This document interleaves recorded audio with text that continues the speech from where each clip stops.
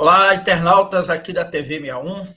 Nós estamos começando aqui mais uma entrevista. A gente está tratando desse tema dos protestos fascistas, né, que estão sendo realizados pelo Brasil inteiro e em Mato Grosso, na região ali ao longo de toda a BR-163, Lucas do Rio Verde, Nova Mutum, Sorriso, Sinop, estão acontecendo protestos violentos. Na verdade, a gente não pode nem chamar de protestos, né, porque são ações terroristas que estão ocorrendo nesses bloqueios, nessas estradas. E para falar sobre isso, eu convidei aqui a professora Graciele. A professora Graciele, ela deixa eu pegar minha colinha aqui, o currículo dela. A professora Graciele era vereadora em Sinop, né, do Partido dos Trabalhadores, era pedagoga, especialista em docência no ensino superior, mestre em educação, participa do coletivo feminista Sinop para Elas e é sindicalizada ao Sindicato dos Trabalhadores da Educação Básica de Mato Grosso, o SINTEP, e a Associação dos Docentes da Universidade do Estado de Mato Grosso, a DUNEMAT. É a única vereadora mulher no total de 15 cadeiras na Câmara de Vereadores de Sinop. Como vai, professora Graciele? Tudo bem? Tudo certo, João. Obrigada pelo espaço. Bom dia a todos e todas. Eu que agradeço, professora. A gente tem acompanhado cenas terríveis, né? Ontem, se não me engano, nós tivemos aquele caso do pai que tentava levar um filho para fazer uma cirurgia no olho. Nós tivemos casos terríveis de pessoas sendo impedidas de visitar parentes doentes, que chegaram até morrer e não visitaram, sem falar nas ações terroristas de ataques, né, ataques à concessionária do serviço da 163, a Rota Oeste, né, e aos pedágios. Professora, o que está realmente acontecendo aí na região de Sinop? Antes da senhora responder, eu queria compartilhar aqui com os nossos espectadores, só um minutinho aqui, só para o pessoal se situar e entender onde é a região, né? Então, tenho Sinop aqui no Maps e vou fazer o compartilhamento aqui do mapa aqui do Sinop. Sinop está aqui a BR-163. Está dando para visualizar aí, professora? Tá pequeno, mas dá para ver. Mas acho que precisa aumentar um pouquinho para a gente ver a cidade. Será que é possível? Tá, então vou aumentar aqui um pouquinho. A localização. Mas fica Sinop tá ao norte do aqui é o 163, né? Aí nós temos aqui Nova Mutum, onde ocorreram muitos protestos também. Então, sempre aqui a partir de Nova Mutum, Lucas do Rio Verde. Deixa eu aumentar mais um pouquinho aqui, só para o pessoal tentar visualizar. Sorriso, onde também está acontecendo muito protesto, muita ação terrorista, né? E Sorriso, aliás, grande parte das empresas que estão sendo investigadas aí por financiamento, deixa eu interromper aqui o compartilhamento, das empresas que estão sendo investigadas pelo TSE, o financiamento golpista, financiamento dessas ações aí, tanto de bloqueios quanto de acampamentos em frente aos quartéis do Exército, são de Sorriso, né, professor? Sim. Essa região, acho que o estado de Mato Grosso, né, é um estado bastante conservador e não aceitaram, né, o resultado das eleições. Nós temos tido esse tipo de ato antidemocrático, né, em várias partes, em especial, a meu ver, mais fortes nesses municípios que você falou por último, que são Nova Mutum, Lucas do Rio Verde, Sinop e Sorriso, né? Que são municípios que é muito forte o agro, né? O estado todo tem uma atuação muito forte do agro, mas esses em especial. Professora, como é que está assim, o clima? Acho que a professora... Aqui, está aqui. Professora, como é que está assim, o clima aí nessas cidades, né? A gente tem recebido notícias aqui que principalmente lideranças, né, no caso da senhora, e lideranças sindicais, né, o pessoal da ala progressista dessas cidades, né, estão sofrendo com essas ações também. Né? Então, a gente vê aí ações de bloqueio criminosas, ações terroristas, mas também as pessoas, sobretudo as que votaram no ex-presidente Lula, estão sofrendo com ataques, com perseguições, com ameaças. Poderiam passar assim, como é que está esse quadro aí? Como é que vocês estão vivendo isso? Há uma insegurança muito grande que, na verdade, está para toda a população e acaba sendo um pouco mais forte para as lideranças, que é uma insegurança de até que ponto essas pessoas podem praticar algum tipo de crime contra as outras, e já tem feito isso, né? E quando promovem atos dessa natureza, nós já tivemos aqui agressão, já tivemos disparos de armas de fogo, enfim. E para as lideranças também é uma grande perseguição, ofensas o tempo todo, ameaças veladas o tempo todo, quando não são ameaças mais explícitas, né? Então, o tempo todo nós estamos nesse clima de insegurança. Na verdade, Sinop, por exemplo, que é onde eu atuo como vereadora, nós já tínhamos, né? Eu já tive na minha atuação até ameaças de morte. Então, assim, já é uma prática, infelizmente, e que se tornou ainda mais comum agora com o resultado das eleições.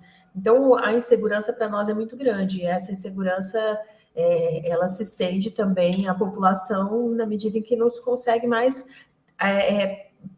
retomar a normalidade, digamos assim. Inclusive, pessoas que apoiaram o governo, o candidato derrotado nas eleições, também têm sofrido com os próprios colegas, né? Então, nós temos aí algumas pessoas que votaram em Bolsonaro, mas que decidiram que as eleições acabaram ali mesmo, no dia da votação, mas estão sendo também perseguidas para que tenham seus comércios fechados, mantenham fechado em apoio a manifestação, aos atos antidemocráticos, então tem todo tipo de ofensa, mas sem sombra de dúvidas, quem sofre mais são as pessoas que votaram no candidato Lula e que são lideranças também aqui nessa região. Então, nós temos o tempo todo tipo de ofensa, de ataque, e nós ficamos de mãos atadas, né? Porque se nenhuma decisão superior, né, a nível nacional, faz com que essas pessoas cumpram,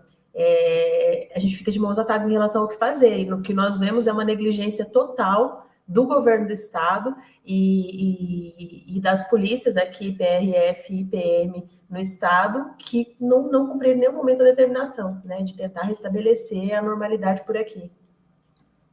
Então, é só discurso, né, do governador, do seu secretário de segurança, em relação a essa questão de coibir, né, essas ações criminosas. Professora, a senhora mencionou aí que os próprios bolsonaristas estão sofrendo. O caso do garoto que tinha que fazer cirurgia, o pai dele, me parece que é bolsonarista e, inclusive, apoiava, não sei se ele apoiava, né, se deixou de apoiar, mas manifestou apoio a esses atos que estão ocorrendo nas estradas. Agora, é importante essa observação que a senhora faz também, porque a gente percebe por todos os lugares que grande parte, eu me arriscaria a dizer que a maioria dos eleitores de Bolsonaro não estão aderindo a esses protestos, né? Porque é questão de bom senso, né? Você perdeu a eleição, né? Não teve fraude, né? A gente teve agora o ministro Alexandre de Moraes acabou de desmoralizar aquela farsa do PL lá e de Bolsonaro em relação às urnas, né? Mas eu estou dizendo tudo isso para observar que o que está em ação é uma parcela muito pequena, mas muito raivosa, muito bem mobilizada e muito bem financiada. Então, eu mencionei aqui no início que Sinop uma grande parte das empresas e pessoas que estão na lista dos investigados de financiar os atos terroristas estão em Sorriso. E como é que está Sinop, né? Então, Sinop também é um grande polo aí do agronegócio, é um polo da sua região, principal cidade, né? Da região aí de Mato Grosso. E como é que está Sinop, assim, em relação a essas ações de financiamento, né? Então, nós imaginávamos, inclusive, que nessa lista teriam nomes daqui, porque o financiamento aqui também é muito forte, a estrutura deles. Você passa num acampamento desse, porque o que tem aqui em Sinop também é um acampamento grande, eles têm toda a estrutura que você imaginar, não se compara. Eles vivem dizendo, só vocês podem se manifestar, né? Só a esquerda pode se manifestar, mas não se compara à estrutura que eles têm para se manifestar, né? Como eles dizem, para atacar a democracia, com a estrutura de qualquer outro tipo de movimento que a gente tenha visto. Então, isso certamente é financiado por pessoas que têm muito dinheiro, né? Não tenho dúvida disso.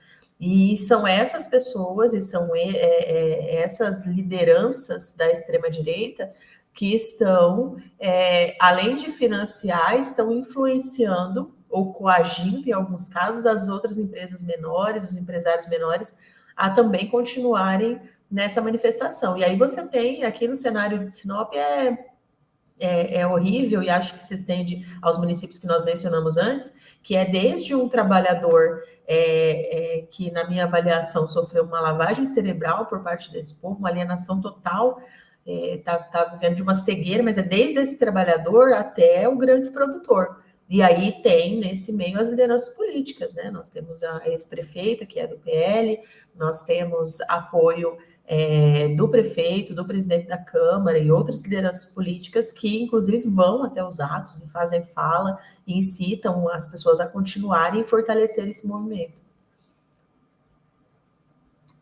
Esse é um fator que está ocorrendo no Brasil inteiro, né?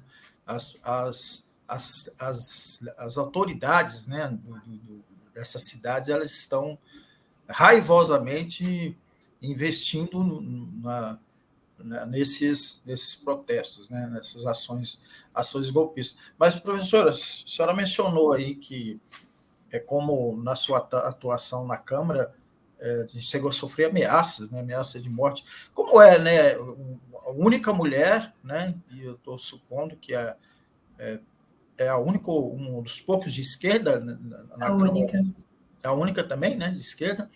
E como é que é essa atuação, né, de confrontar não apenas essas ações antidemocráticas, mas também o dia a dia, o cotidiano aí da Câmara Municipal de Sinop?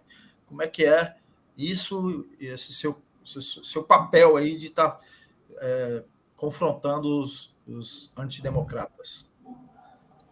Olha, tem sido muito difícil. É claro que hoje já estou, entre aspas, me acostumando um pouco mais, né? A gente vai criando calo, digamos assim, mas foi um impacto muito grande para mim no início, porque você espera que não vá ser bem aceito, que não vá. Mas é muito pior de tudo que eu podia imaginar. Tanto que a ameaça de morte que nós tivemos foi logo no início do mandato. Então, eu tenho dificuldade para fazer, desde de fazer a fala, uma fala numa reunião pequena entre vereadores, até aprovação de projeto. Todo tipo de dificuldade e de obstáculos são criados para a minha atuação aqui. Nós temos muitos ataques, qualquer situação, projeto, até uma indicação, um requerimento que eu apresente, que vá para uma pauta mais progressista, né, seja combate à violência contra a mulher, que isso é considerado para eles pauta da esquerda, né, a discussão da comunidade LGBTQIA+, do combate ao racismo. Nós tivemos muitos ataques aqui ao defender essa pauta também. Então, todas essas pautas sempre são motivos para eu receber xingamentos nas redes sociais, no nosso e-mail institucional aqui, no telefone do mandato. O tempo todo esse tipo de problema a gente tem na atuação. Então, tem sido, de fato, muito difícil. Por outro lado, nós temos uma parcela da população que não acreditava, inclusive, que pudesse ter uma representação desse perfil, que destoa da política que é mantida anos a fio aqui no município de Sinop, na nossa região, aqui no norte do estado, e essas pessoas passam a se sentir representadas. Então, a gente tem uma corrente de apoio também, mas pelo perfil do município, a nossa corrente de ataques é muito maior, inclusive organizada, de vir para as sessões da Câmara, de ofender, de me perseguir na rua, enfim. Então, é um grande desafio,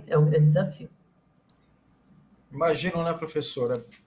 mulher de esquerda e numa cidade que tem esse grau de atraso, né? Atraso político, né? De compreensão de que as pautas da civilização, eu costumo dizer que a gente, embora os bolsonaristas da ultradireita, que sempre precisa de um inimigo, né? Insiste, né, que existe um confronto entre esquerda e direita, né? Na verdade, o confronto, a grande polarização, na minha opinião, é entre a civilização e a barbárie, né?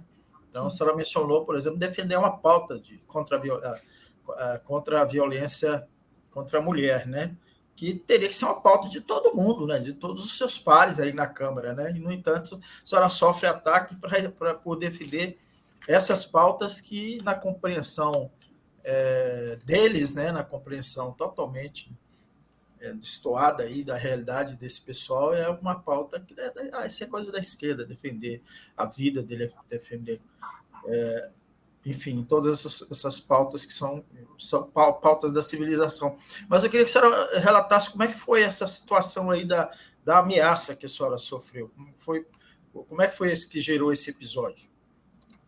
Então, nós tivemos uma ocasião em que a população estava sofrendo muito com as políticas, as escolhas políticas do governo Bolsonaro, né? E como foi, na verdade, durante os 4 anos de governo dele, né? Mas naquele momento eu sou muito ligada aos sindicatos, aos movimentos sociais, e numa decisão conjunta, coletiva, se definiu colocar outdoors pela cidade mostrando a alta do preço dos alimentos, do combustível, de como isso vinha prejudicando a população e falando de como essa política do Bolsonaro é nociva e prejudicial à população de uma maneira geral. E aí nós colocamos, os sindicatos se organizaram, os movimentos para financiar esses outdoors, e eles foram instalados. Em menos de 24 horas, antes de terminar de instalar o último, o empresário que aceitou fazer, primeiro nós tivemos dificuldade de alguém aceitar colocar os outdoors, né? Mas esse empresário que aceitou fazer foi ameaçado, ele, as pessoas da empresa recebiam ligações com ameaças, vários tipos de intervenções dos bolsonaristas, e ele foi forçado a retirar os outdoors, devolver o dinheiro para os sindicatos, para as associações, organizações e retirar os outdoors. Inclusive, tinha a revolta desse bolsonarista, seja desses que pressionaram o empresário, como de outros também. Por exemplo, teve um grupo que veio da cidade de Sorriso e derrubou o motosserra, um dos outdoors que foi instalado aqui. E cercaram, inclusive um outro grupo cercou os trabalhadores da empresa que estavam instalando o último outdoor, não permitiram que fosse instalado.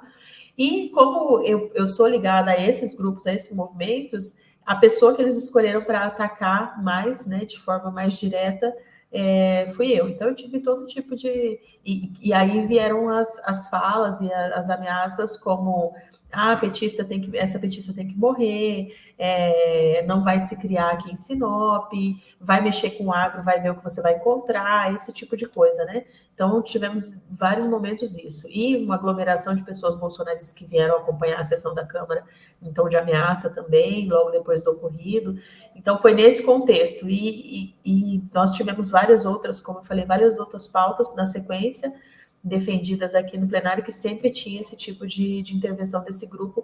Inclusive, uma parte deles é organizada como Movimento Conservador de Sinop, né? E se denominam assim, tem liderança, organização, e eles se prestam a ficar o tempo todo acompanhando as nossas pautas para poder combater. Interessante essa coisa de movimento conservador, movimento de direita, né? Assim, os caras já colocam a cara assim, sem nenhum constrangimento, né? De se mostrar nesse enfrentamento aí reacionário, né? Fascista, né? Direitista, né? E antidemocrático. Sim. Professora, agradeço muito a sua entrevista. Foi muito esclarecedor sobre a situação e o clima que está se vivendo aí em Sinop e região. E aí eu deixo aí para as suas considerações finais e para a senhora agregar qualquer informação que a senhora quiser, e eu não perguntei.